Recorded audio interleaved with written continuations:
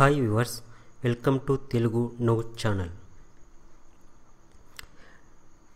నవ్విన ఏడ్చిన కన్నీరు వస్తుంది. నవ్వు ఏడుపు రెండు కూడా సైకలాజికల్ చర్యలే. ఎమోషన్కు లోనైనప్పుడు రెండు అనుభవిస్తాము. ఆ సమయంలో కార్టిసాల్, అడ్రినాలిన్ బాగా ఎక్కువ ఉత్పత్తి అవుతాయి. సుఖదుఖాలలో అత్యున్నత స్థాయికి చేరితే కన్నీళ్ళు పర్వతం అవుతుంది. ఈ రెండు అవస్థల్లోనూ స్ట్రెస్ తగ్గుతుంది, మనసు ప్రశాంతంగా తయారవుతుంది, భారం తగ్గుతుంది. అందువల్ల ఈ విషయము మనిషి ఆరోగ్యానికి మరింత అనుకూలమైనదిగా చెప్పవచ్చును. కన్నీరును ముఖ్యంగా 3 రకాలు అంటున్నారు. కనీసం ఏడుపు 3 రకాలు. కన్నీరు కంటి వెలుపలి పై మూలలో తయారవుతుంది. అది బయటికి రావడం మాత్రం లోపలి కింద మూల నుంచి జరుగుతుంది. అంటే కన్నీరు మొత్తం కంటిలో పరుచుకుంటుందని అర్థం. మిల్లీమీటర్ 3వ వంతు మందం ఉండే పక్ట అనే గొట్టాలు నీటి ముక్కులోకి, నోట్ల గొంతు మెడలోకి కూడా పంపుతాయి.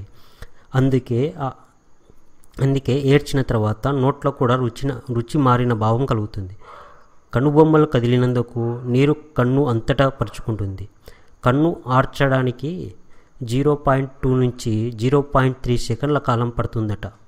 ప్రతి 2 నుంచి 10 సెకండ్లకు ఒకసారి మనం కళ్ళు ఆర్పుతాము. కొంతమంది ఎక్కువసేపు కళ్ళు ఆర్పుతుంటారు. అలాంటి వారు జీవితకాలంలో 7 సంవత్సరాలు అధికంగా జీవిస్తారట. కన్నీటిలో 3 రకాల ద్రవాలు ఉంటాయి.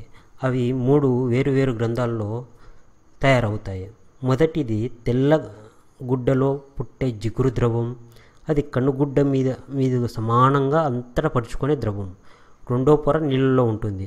అది లాక్రిమల్ గ్రంథులలో తయారవుతుంది. ఇందులో రకరకాల ప్రోటీన్లు, యాంటీబయాటిక్స్, ఖనిజ లవణాలు ఉంటాయంటే ఆశ్చర్యం కాదు. ఈ కంటి నీరు కనుగుడ్లకు సూక్ష్మజీవుల నుండి కాపాడి వేడిని నియంత్రిస్తుంది. ఉప్పు ద్రవాన్ని అందించి రకరకాలుగా సహాయపడుతుంది.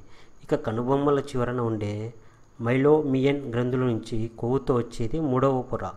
ఈ పొర లేకుంటే కన్నీరు వెంటనే ఆరిపోతుంది కూడా. కన్నీళ్లకు 3 రకాల ద్రవాలు ఉన్నట్లే ఏడుపు కూడా 3 రకాల దుమ్ము పడితే వచ్చేవి.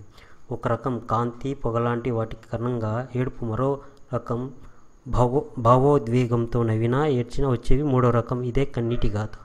ఓకే వ్యూవర్స్, ఈ వీడియో నచ్చితే లైక్ చేయండి. ప్లీజ్ సబ్స్క్రైబ్ తెలుగు నవ్వు ఛానల్. Thanks for watching.